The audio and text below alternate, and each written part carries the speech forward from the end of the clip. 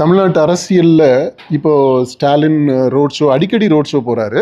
உதயநிதி துணை முதலமைச்சர் அவர் road show போயிருக்கிறாரு. விஜய் ரோட் ஷோ போகிறாரு. இப்போ இந்த விஜய் ரோட் ஷோ வந்த பிற்பாடு தான் பார்த்தீங்கன்னா எல்லாருமே இப்போ ரோட் ஷோ பண்ணுறதை பற்றி பேச ஆரம்பிச்சிருக்கிறாங்க, செஞ்சுக்கிட்டு இருக்கிறாங்க. ஆனால் பாருங்கள், இந்த ரோட் ஷோ போகிறதுன்றது தமிழ்நாட்டு அரசியலுக்கு பெரிய விஷயம் இல்லைங்க. இப்போ இவங்கெல்லாம் ரோட் ஷோன்னு ஒன்று ஏற்பாடு பண்ணி போகிறாங்க. எம்ஜிஆர் எடுத்துக்கிட்டிங்கன்னா அவர் போனாலே ரோட் ஷோ தாங்க. அப்படி தான் இருந்துச்சு.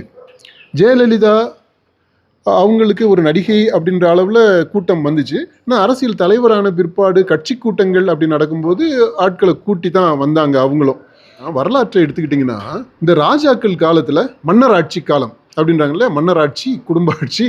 அந்த மன்னராட்சி காலத்தில் இந்த மன்னர்கள் எல்லாமே வீதி உலா போவாங்களாம்.